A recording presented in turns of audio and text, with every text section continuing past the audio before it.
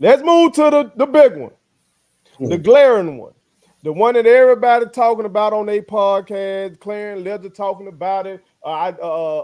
Sports Illustrated came on my feed. They talking about it. Okay, Yeah. coaching. All right, when the TC Taylor era. Okay, and somebody said the TC stands for D coach. I think that might have been Ken. Shout out to Ken. Okay? All right, D coach. All right, big shoes to fill. Yeah. Yeah. A celebrity, a household name in the world of sports, Deion Sanders. Yeah. Okay. Two swag titles, two Celebration Bowl appearances, very good, hell, great recruiting classes. Mm-hmm. Okay. But was a novice before joining Jack State versus the coach who done everything in this game except for be head coach. Right. Okay. So what do you feel about him and his staff? Because of course we know football is like a military type of setup where you got the head coach, but hell, them damn coordinators Yeah. and them damn position coaches, Yep. that shit matters. So, what you say about the coaching staff? Let me hold on. Let me get this rundown right here. I gotta get Okay. this rundown because there's a lot to talk about right here. Now, Oh, okay. the best thing about Jackson State, the best thing what Ashley Robinson did was hire TC Taylor as a head coach. But also the best thing was what Ashley do was to bring TC Taylor on the staff before he became the head coach as being a wide receiver coach. Uh, in the era, John Hendricks era, I'm gonna put it just like that. Mhm. Um, the man paid his dues. He bided his time. Um, I think that everything that he has done has it sets him up for what he got going on Okay. now. You talking about, and he's a young head coach too. He he ain't number 44. Mhm. So you talking about a man that can actually relate to the kid now, and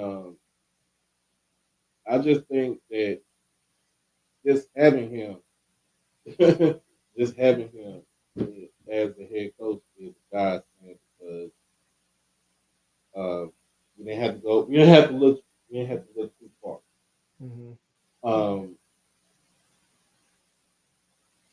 so you know what I'm saying? He the head man, he the general of the whole army, and then he got his right hand man, Coach Otis Ridley, uh, Shout out, coach. um, who's the associate head coach, coaches the tight ends, he also coached the offensive line. So that was his natural position when he played in college. Like those two right there are symbiotic to this program. Okay. We've already touched on Maurice Harris as the OC from Liberty Mhm. uh, coming in, who was a godsend too, and he can actually show TC like TC, hey, we can do it like this, and we can do it like that, but you still call the, you know what I'm saying? You the final, you make the final call right there. Uh, Coach J.O., who is the offensive co-offensive coordinator, but he's also the offensive line coach. So Coach J.O. coming in, uh, and let me remind you, everybody, most of these coaches have some sort of connection with TC. Some of them have a connection with North Carolina Central, where was that for part of like 4 seasons where they won 3 MEAC titles. So you know what he did. He knew what he needed. He knew he where he needed to go. He knew who he needed to get. So that's Mhm. why you see these coaches right here. The names that he got is pretty much symbolic to him. So you got Coach J.O. Offensive line. Pretty much he's coming from he comes from Northern Illinois. Mhm. They like to run the ball. They like to ground the pound. I think that's what you're gonna see as far as with that as like I said, with that aspect of the game, running the ball, running the ball, running the ball. Coach Jonathan Bradley coming in from Alcorn, who was the defensive line coach at Alcorn. Now he's our defensive coordinator, but he's still coaching the defensive line. If you watched the game last season against Alcorn in that Soul Bowl, defensive line was giving our O line shit.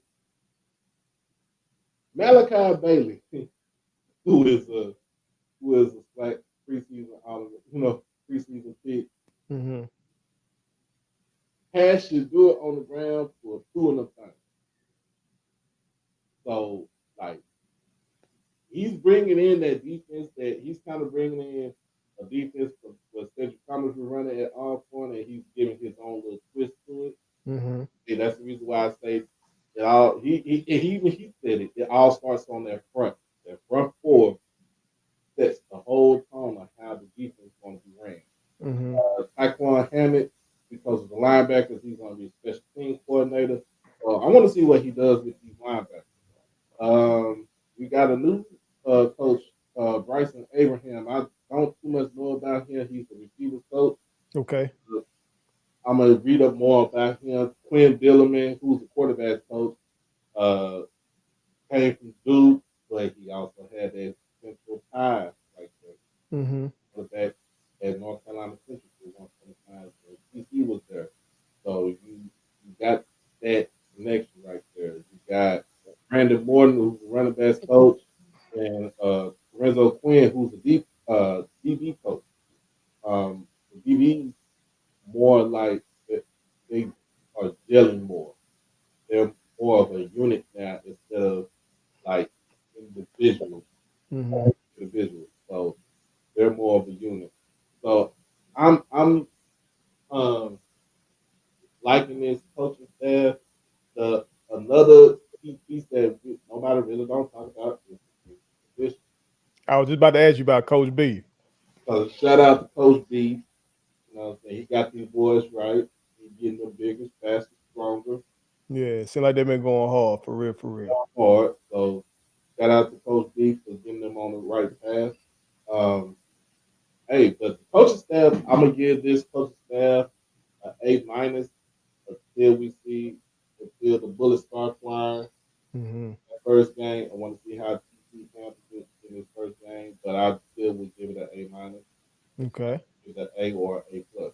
Please subscribe to my daddy's YouTube channel because the more subscribers he gets, the more attractive he looks to sponsors. The more attractive he looks to sponsors, the more money he can make. And the more money he can make, the more money he can spend on me.